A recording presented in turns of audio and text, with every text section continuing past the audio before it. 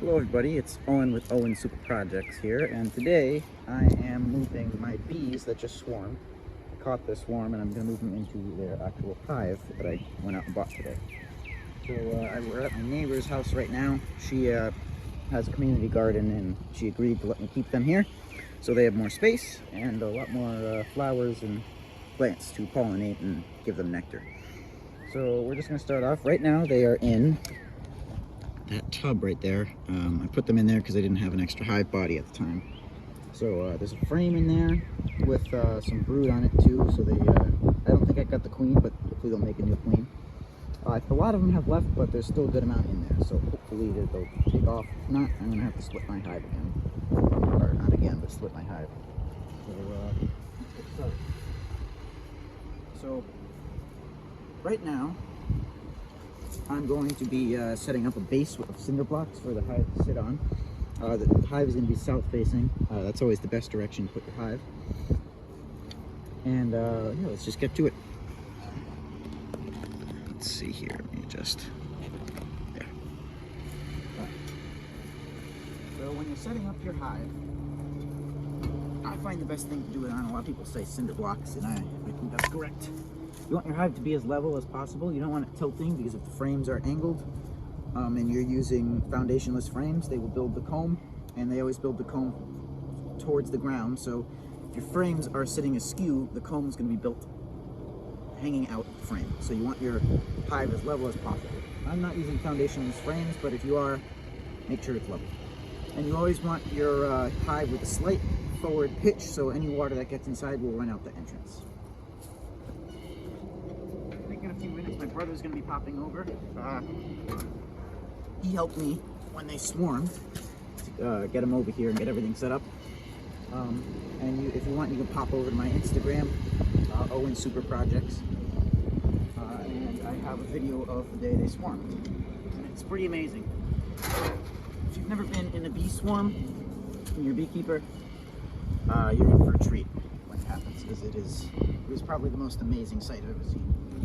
There were at least 50,000 bees in the air flying around. It was a sight to behold. So, right now at the moment, I just have a single deep hive body that I'm going to put them in. Like I said, there's already a frame in there, so I have 9 frames in here that I'm going to put. I'm going to put the one that's in there in the center. Make sure it's lined up. Good.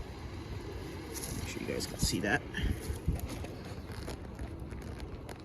Sorry about if you hear running water. My neighbor's sprinkler is going in the background. Hopefully it's not too annoying. I'm not going to use the smoker today because they've already been through enough stressful events this past week, so I'm just going to try to get them in here as quickly as possible and close it up so they can just hopefully it won't be too stressful. Let's see here, I have to make sure this is level again. Wow, that's actually surprisingly level for it. Let's try. Okay. Like I said, you want your hive slightly pitched upwards, so I'm just going to shim it with some rocks underneath to hold it up. And again, the reason for that is, sorry, my head was just in the way. The reason for that is any water that gets in the hive will just run straight out the entrance. So it won't, no mold will grow in there, and it won't. It's just not good to have any water in the hive generally. You want to make sure your hive is somewhat sturdy.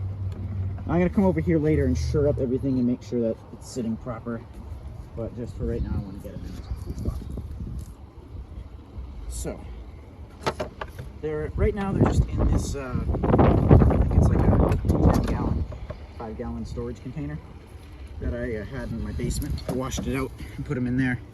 And it's clear, so I had an umbrella over them because the sun they're sitting in direct sunlight for most of the day, and I just didn't want it to get too hot in there for them. Again, it is spring, so it's not super hot, but with the clear sides, it would definitely heat up rather quickly. there is some condensation in there. I'll bring you over so you can take a look at them. So, because it rained the past few days, there's a bit of condensation inside. All right, so let's pop this open. They're probably all gonna jump out the second I do this, maybe not. Yep, there they are. So there's still a big clump in here. I'm just gonna put them in. Yep, they're airborne. There's quite a few dead ones on the ground, but that's okay. All right, so let me put them back up here, and I'm gonna try to get them in as quickly as possible. There's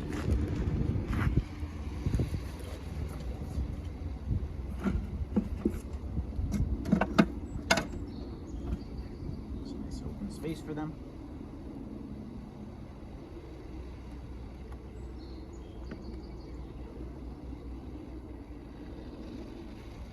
As you can see, there's a lot of bees on this, so they're gonna have a nice time with all this nice open space in here for them to spread out in. I'm just going to carefully put them in here and try to kill as few as possible because their population is pretty small right now. Let me get out of the way.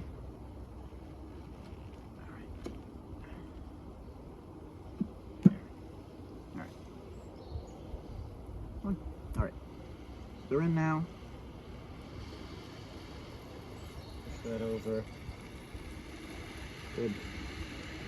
There's a few queen cells on that frame too. Like I said, I'm not exactly sure if I have the frame because the queen, not the frame, because a lot of them swarmed again afterwards, and there were way more in here before. But I went into my hive and picked a hive with or picked a frame with a queen cell on it, some brood, and lots of honey, so they have enough food stores.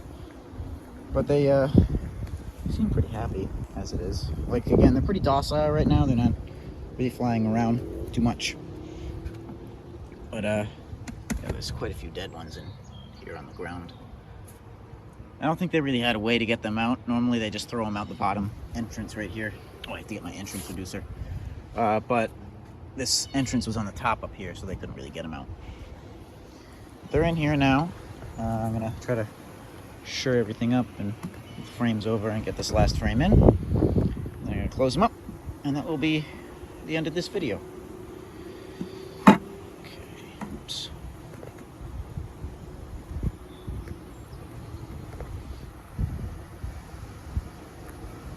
All right. I want to give them a little bit of space there, because since there's a lot of them, so they can draw out some more comb on these frames. Seems about good.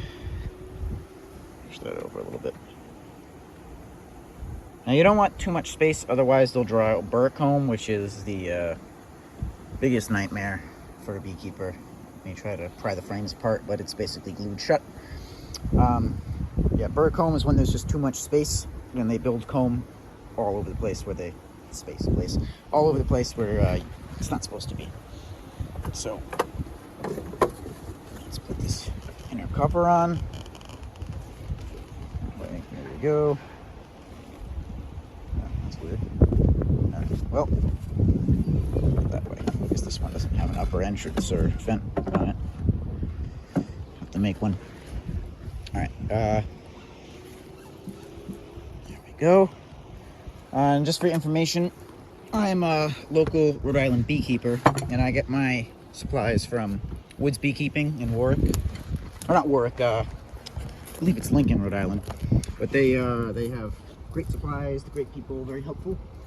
And if you live in Rhode Island, I suggest you go there to get your bee supplies if you're thinking of becoming a beekeeper, or you already are a beekeeper. Very nice place. That's where I got this hive, in fact. All right, so thank you all for watching. I hope you enjoyed this. Any future beekeepers, this might help you with your hive swarms, or if you just want to transplant a hive. But thanks so much for watching, and I'll see you guys in the next video.